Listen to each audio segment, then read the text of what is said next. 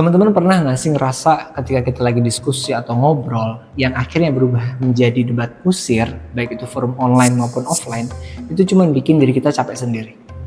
Atau teman-teman pernah nggak ngerasa ketika lagi meeting, bos ngomong panjang kali lebar, yang padahal di hati kita ada hal yang nggak cocok atau hal yang ngeberontak, tapi kita cuma bisa ngeiyain doang.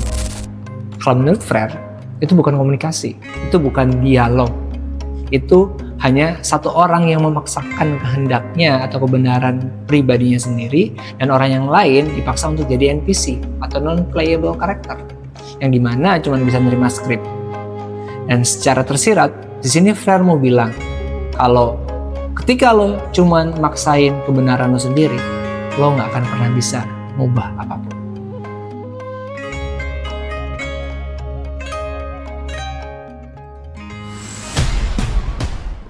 Salam para player kehidupan. Di sini kita masih ngomongin bukunya Paulo Freire, Pedagogia Biopres atau Pendidikan Kaum Tertindas. Dan masuk ke bab 3, kita bakal cari tahu apa itu dialog dan gimana cara ngembanginnya lewat co-op mode. Biar dunia kita atau engine game kehidupan kita benar-benar berubah. Bukan sekedar ngobrol kosong. Freire memulai babnya ini dengan membahas soal kata atau the word. Karena menurutnya, kata yang sejati itu punya dua elemen yang gak bisa dipisahin. Yang pertama refleksi, dan yang kedua aksi. Ibaratkan kalau teman-teman main game, refleksi ini kayak teman-teman nentuin strategi, baca map, atau nentuin build itemnya seperti apa. Sedangkan kalau aksi, ketika teman-teman udah mulai gameplaynya atau pencet tombol start game. Nah di sini, Freire juga nekenin, kalau teman-teman cuma mikir, atau teman-teman ngobrolin nentuin strategi di lobby tanpa mulai start match atau mulai gamenya, nah itu disebut sebagai verbalisme atau ngomong kosong. Sebaliknya, kalau teman-teman main gameplay asal-asalan, nggak tahu goals gamenya seperti apa, ya teman-teman disebut sebagai aktivisme. Karakter lo gerak-gerak gak jelas di gameplay dan gampang banget buat mati. Di sini Freire nekenin kalau kata yang sejati itu adalah gabungan dari dua elemen tersebut yang disebut sebagai praksis. Ibaratkan ini kayak eksekusi combo di mana lo paham betul realitasnya teman-teman dan mulai ngambil tindakan buat mentransformasi dunia di sekitar teman-teman.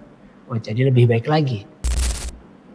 Dan buat ngucapin kata yang sejati ini adalah hak untuk semua para player. Bukan cuma haknya para developer atau admin gamenya doang. Where the coffee shop owner put newspapers around, they became places where people would congregate to have important political discussions.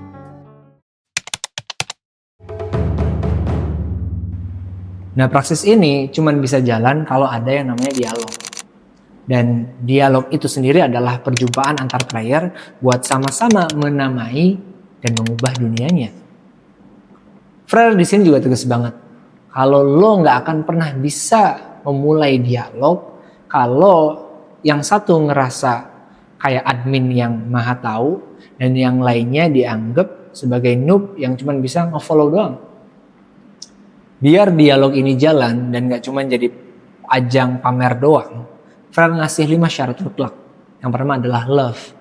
Teman-teman harus bisa mencintai sesama player lain atau mencintai sesama manusia lain dan kehidupan ini. Bukan cuma cinta yang asal-asalan, asal jalan doang, asal ngikut doang. Enggak. Tapi komitmen yang kuat buat bersama-sama ngalahin rintangan-rintangan yang ada. Yang kedua adalah kerendahan hati atau humility. Ketika teman-teman berdialog, mindset sebagai seorang yang maha tahu itu harus dihilangkan. Dan nganggep bahwa teman-teman yang lainnya itu cuma beban, itu juga harus dihilangkan. Kita harus punya kerendahan hati di mana kita bisa mendengarkan semuanya, kita menghargai semuanya, dan berjalan menuju solusi yang benar dan disepakati secara bersama-sama. Karena kesombongan cuma bisa bikin partinya hancur. Yang ketiga adalah faith atau keyakinan pada manusia.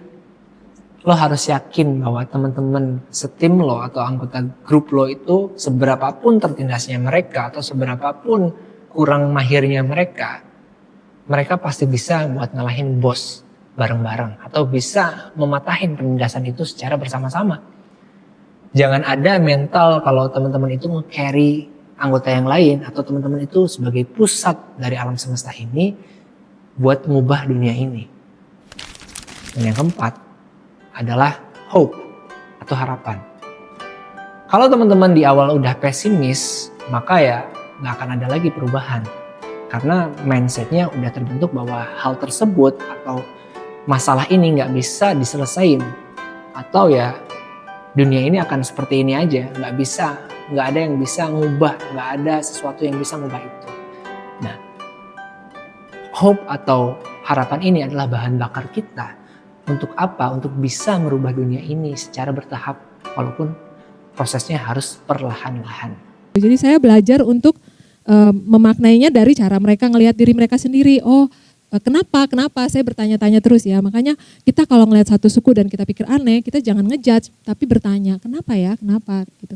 Nah itu yang membuat saya akhirnya lama-lama punya teman, terus lama-lama kita bisa mulai sekolah kayak gitu ya. Dengan juga sambil coba adaptasi ya, segala macam dicoba gitu ya, sampai ikut kutuan, sampai ikut makan apa yang mereka makan ya, sampai coba-coba nggak pakai sendal, ternyata nggak bisa. Ternyata mereka kalau nginjek durinya yang patah, kalau saya kaki saya berdarah, oh berarti nggak bisa. Yang kelima adalah critical thinking atau berpikir kritis. Jangan cuma ngikutin walkthrough atau meta game yang udah disetting sama developer, atau ibaratkan teman-teman cuma ngikutin peraturan-peraturan yang cuma nguntungin para penindas doang. Di sini kita harus cari tahu siapa yang buat, siapa yang diuntungin, dan siapa yang terdampak. Dan ketika kita sudah mulai sadar akan hal tersebut, kita yakin dan kita bisa bahwa dunia ini atau aturan tersebut yang cuma menguntungin para penindas bisa diubah. Dulu, transaksi dengan orang desa selalu diliputi kecurigaan. Kini, setelah mengenal angka dan sistem berhitung, mereka pun lebih dapat bertransaksi secara transparan tanpa perlu takut dieksploitasi ataupun dicurangi. Seperti halnya masalah sengketa tanah yang sering terjadi antara orang rimba dan orang desa, kini setelah mengenal huruf, mereka bisa memastikan sendiri isi perjanjian yang tercantum dalam surat-surat yang dapat mengikat hak mereka. Nah biar lebih kebayang, kita coba lihat playstyle-nya Butet Manurung waktu ngebangun sekolah rimba buat suku anak dalam di pedalaman Jambi. Background-nya Butet ini ikut lembaga yang ngasih pendidikan buat suku anak dalam di sana, dan seiring berjalannya waktu, Butet ngelihat kalau masyarakat adat sering jadi korban penipuan dokumen, perampasan tanah atau eksploitasi hutan yang dibawa sama pihak luar. Nah, karena ya dokumen-dokumen atau settingan yang dibawa sama pihak luar ini ya nggak dipahami sama masyarakat adat di sana. Yang akhirnya banyak ditipu oleh pihak luar tersebut. Nah di sini pendidikan tradisional atau FRER sebut sebagai banking konsep jelas nggak masuk ke mereka. Karena mereka ngebawa satu hal yang disebut kesombongan. Maksudnya mereka memaksakan seragam, menjajalkan kurikulum kota dan melihat kalau suku anak dalam itu ya terbelakang. Padahal ya karena goals life-nya, environment-nya udah beda sama orang-orang kota. Dan di sini pendekatan semacam ini jelas miskin kerendahan hati dan bisa jadi merupakan invasi budaya mereka. Kalau ditanya penolakannya gimana dulu? Ya dulu saya membutuhkan waktu sekitar 7 bulan ya dari kelompok satu ke kelompok yang lainnya. Nggak ngerti adat istiadatnya, saya ngomong hanya sama satu laki-laki karena laki-laki itu yang bisa bahasa Indonesia. Sorenya istrinya datang bawa tombak gitu bilang. Jadi pindah lagi, ya itu karena ketidaktahuan kita ya, dan saya belajar dari kebodohan saya karena saya suka ambil kesimpulan sendiri, nggak bertanya-tanya. Tapi apa yang dilakukan oleh Butet Manurung? Dia datang dengan menerapkan prinsip seperti prinsip dialogis ala FRER. Walaupun memang perlu proses untuk mencapai pemahaman tersebut, ia datang dengan membawa cinta dan juga kerendahan hati. Butet tidak memaksakan mereka untuk menjadi seperti orang kota, tapi ia memulai dengan tinggal bersama mereka, memakai pakaian mereka, dan mempelajari budaya mereka. Butet bahkan menyadari esensi dialogis dalam relasi guru dan juga murid. Dalam pengalamannya, ia sadar kalau bukan saya yang mengajari mereka, tapi mereka lah yang mengajari banyak hal kepada saya. Dan itu merupakan perwujudan sempurna dalam relasi pendidikan ala Freire, di mana bentuk kaku atau hubungan kaku antara guru dan murid dilebur dalam kesetaraan. Agar kehadiran dirinya bisa diterima orang rimba, Butet pun mengintegrasikan diri dalam kehidupan sehari-hari mereka. Di mana pada awalnya bahasa menjadi penghalang, dengan sedikit kreativitas, ia mempelajari bahasa orang rimba melalui nyanyian yang telah ia rekam. Suatu hari, saat sedang bermain bersama di hutan, sesuatu terjadi. Rasa penasaran manusia bukanlah sesuatu yang dapat dibendung, dan karena itu, keingintahuan pun menang dari rasa takut. Para anak rimba yang pada awalnya ragu pun kini mulai berani untuk bertanya. Dari dialog itu, proses belajar baca tulis dalam sekolah rimba bukan hanya sekedar hafalan kosong atau verbalisme, tapi itu sebuah bentuk dari praksis, di mana mereka diajarkan untuk bukan mendapat ijazah, tapi untuk bisa memahami kontrak-kontrak yang merugikan mereka, untuk bisa membela hutan adat mereka. Ini secara tidak langsung membuktikan teori Freire, bahwa belajar mengucapkan kata yang sejati adalah bentuk instrumen langsung untuk mengubah dunia yang menindas. Nah yang terakhir saya belum sempat tulis di sini ya, kepingin bisa punya banyak kayak pengendum gitu di masyarakat adat yang lain, biar bisa jadi kayak DPR-nya lah gitu, DPR beneran loh, supaya bisa mewartakan suara komunitasnya.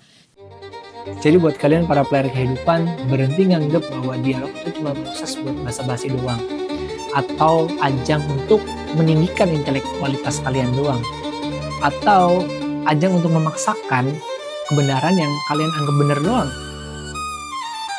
Dialog yang sejati itu, dialog yang mensolidkan komunitas kalian, dimulai dengan saling mendengarkan, saling percaya, dan saling bertukar pikiran untuk mengubah situasi dunia yang menindas.